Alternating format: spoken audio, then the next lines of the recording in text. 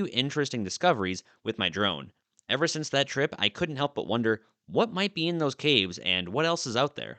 Being that it's in a secluded area with barbed wire fencing put up to keep people out, I just had to go in, and I'm going to take you guys along for the ride. Unfortunately, my crazy ex got my Chevy K5 in a divorce about 7 years ago, and there is no way my car would have made it up this trail. So today we're sporting the Trek Marlin 6 Plus e-bike to speed up our traveling time. It was a gorgeous day in Arizona, and the temp was in the low 60s. Couldn't have asked for a better day.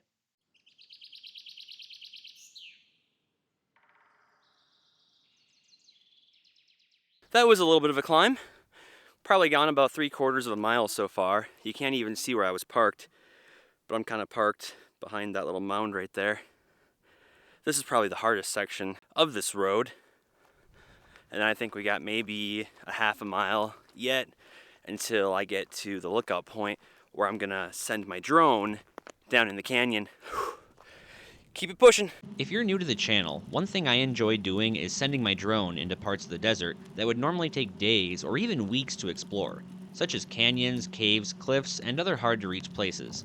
I've always been fascinated with the potential relics of the past that I may come across, or even wildlife for that matter. And speaking of wildlife, we'll come back to that later.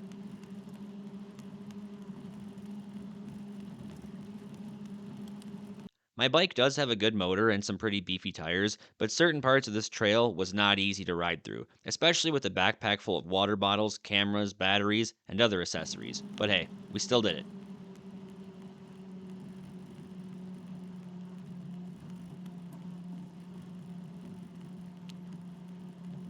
That steep part was not easy. I ran into another gentleman out here on a four-wheeler. He's just kind of cruising around, telling me a little bit about the area.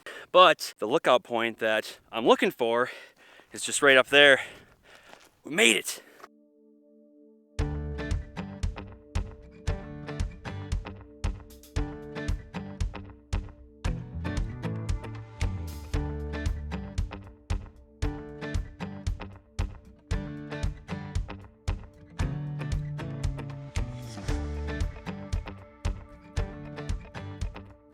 Well, everybody, we finally made it.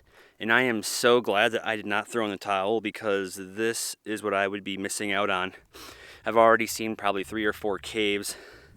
There's one, where the heck is it? Right there. And God knows what else is down here. There is a couple hikers down there too. I don't want to get too close to the edge because my rule is, however tall you are, stay that distance away from the edge. And I do not intend on breaking that rule.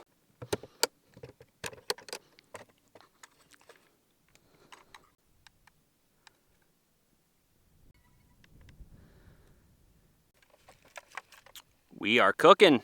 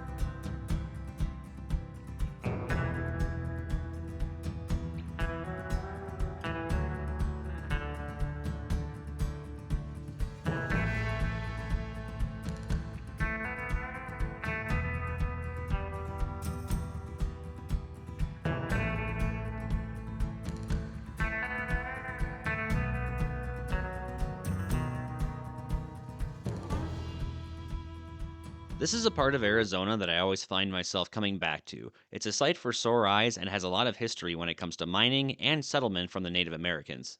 It's also very rich in wildlife. However, that doesn't mean you're guaranteed to see something every time you go out here, but you never know what's crawling through the cracks in these canyons. In the past, I've seen everything from lizards, jackrabbits, owls, and most recently, javelina.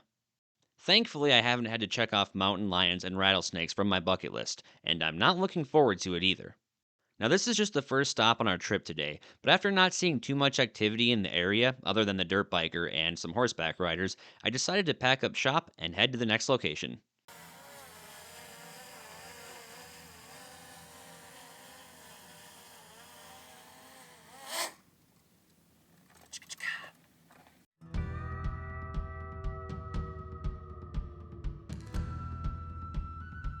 As always, the feature on the DJI Mini 4 Pro that I use to follow me as I'm riding through the desert is called Active Track.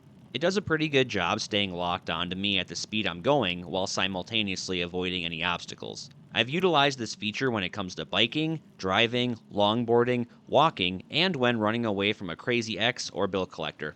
But what are you going to do? What are you gonna do? And if anyone watching is curious about any of the gear, cameras, accessories, video software that I use to make my videos, I will link all of those down in the description below.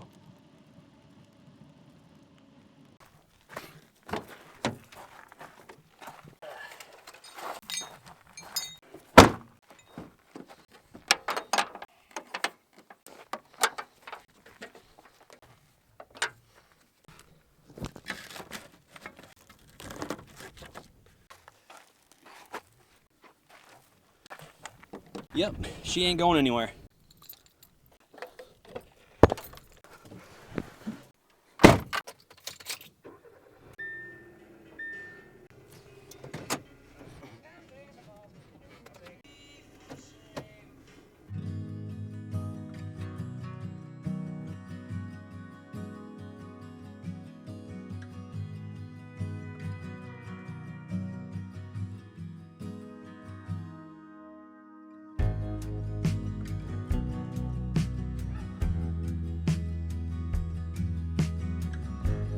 So before we make our way out to our next destination, I'm actually going to change things up just a little bit. Instead of using my drone and setting it to follow mode and getting those kinds of shots, I'm actually going to use my GoPro chest mount and try out that angle. You guys let me know if you like it or not. All right, I seem to have it fairly snug there. As long as we're recording, let's see how this looks.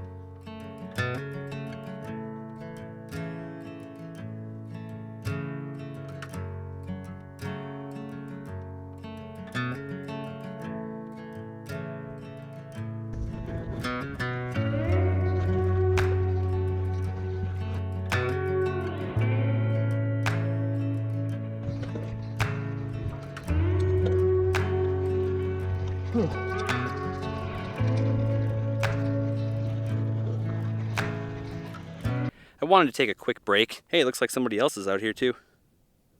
Cool Jeep. Wanted to take a quick break before we make our way up the rest of this hill here. And what we're looking for should be on the other side of this hill. How gorgeous is this though? You got the highway way over there. You got a sexy Jeep right over there. Picket Post Mountain right there. And the canyon over yonder.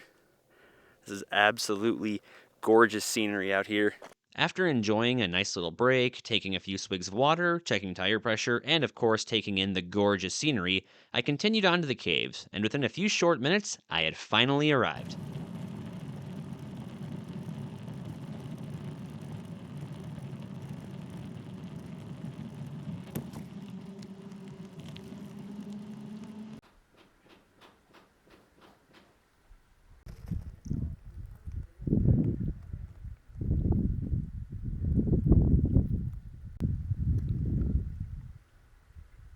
Now, I had been wanting to explore these caves for quite some time, but due to the, we'll say, sensitivity of the area, I've always stayed away and only seen them through the eye of my drone. But every once in a while, you just gotta say, fuck it.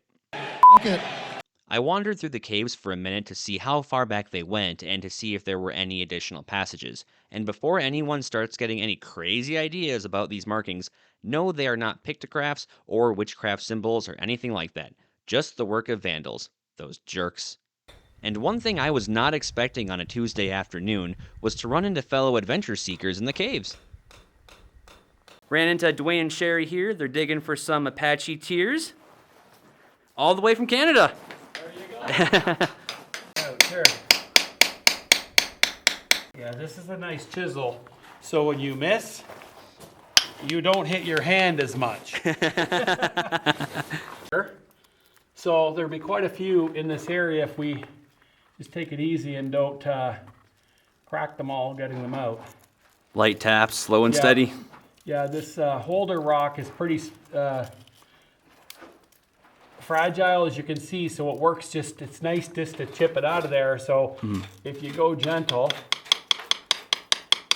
it'll break away long before you do anything with the rock itself. Okay.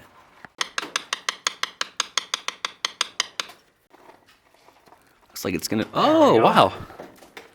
So that was him wedged up in there. Another good sized That's one. a good sized one, yep. Cool. And it has one right beside it. So hopefully this guy loosened that guy. Nice little family of them right Yeah. there. And oh, look, there's more under there. So that could be all the same one, That is something. or it could be two different little ones. Oh, that could be a big one. You know, some people are into cars, some people are into, Oh, look at that beauty. there you go. Oh, really? Oh, Yeah. Let's try this guy. that is awesome. They were kind enough to tell me a little bit about their techniques, what to look for, and even allowed me to get some shots of them doing their thing. I had a lot of fun watching them chisel away little by little at the walls and plucking out the Apache tears. And for those of you who aren't aware, Apache tears are obsidian, which is a type of volcanic glass that forms when lava cools rapidly. The reason why they are often referred to as Apache tears originates from the story of Apache Leap. Now, I made a video previously on this topic, which I will link in the upper right-hand corner of this video and down in the description. But the story goes, a battle broke out between US soldiers and the Apache. The US cavalry attacked by surprise and killed many Apache within a short amount of time. After considering the odds, the remaining Apache decided to leap to their death rather than surrender. After word got back to the tribe's women of the events, it's said that they cried buckets of tears, and according to owlcation.com, when the tears reached the bottom of the cliff, they turned to black natural glass, or obsidian. Legend says their sadness was so great that their tears were embedded into black obsidian stones, and when held to the light, they are said to reveal the translucent tear of the Apache. After poking around the caves and making some new friends, I headed to a different part of the canyon to check out a really interesting phenomenon that I discovered out here on my last trip. But not before this happened.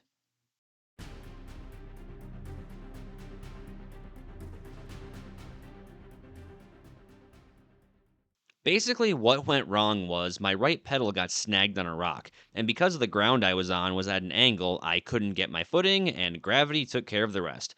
But thankfully, I did not run into that cactus. Otherwise, it would have been a pretty shitty day. Back to the story. A couple of weeks ago, I was out here with my drone, and I flew it down into the canyon to see what was in this small cave, and this is what I captured. I didn't think anything of it at first, but a lot of people commented that it resembled the upper body of a human with their arm behind their head. And the more I re-watched this clip, I felt compelled to return to the site to either 1. See if there is anything more to it, or 2. Disprove it, with a strong possibility of it just being dried mud that happened to form the way it did.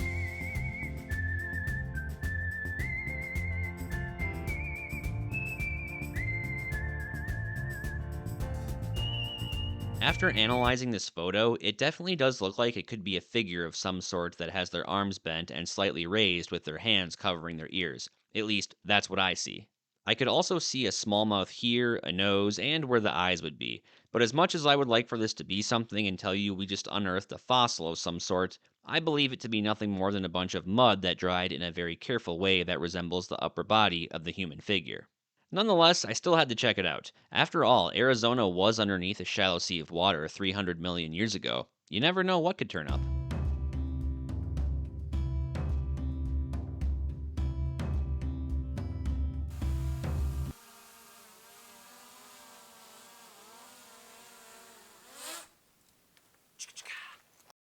The sun was getting low, and there was one more stop I wanted to make, but on my way out of there, something darted across the trail in front of me so fast I almost didn't see it. Pay very close attention to the red arrows on the screen. Now at this point, I had no idea what the heck I just saw. It all happened so fast, and all I really knew was I saw something. So I got off the trail for a second to see if I could find out which direction it went and tried to identify it.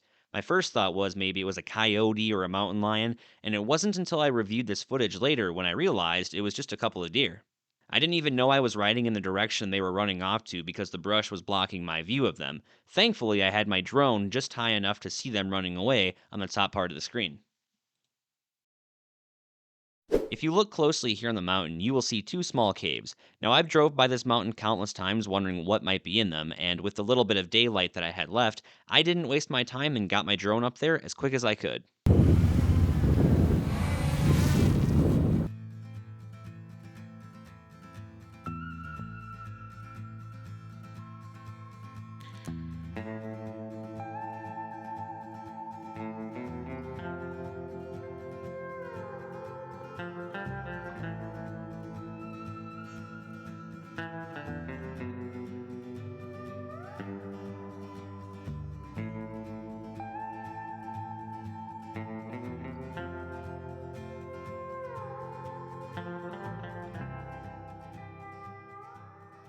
Even though these small caves turned out to be empty, just like the Minnesota Vikings trophy room, I still enjoyed flying my drone up there. One of the joys of having a drone is flying it in places where human eyes can't always easily reach. Birds, on the other hand, that's another story. Judging by all the bird droppings here, I think it's safe to say they like to call it home. I even spotted a good sized nest here, but I'm no bird connoisseur, so I can't tell you what species it's from. But judging by the size of the nest, it's gotta be a pretty big bird.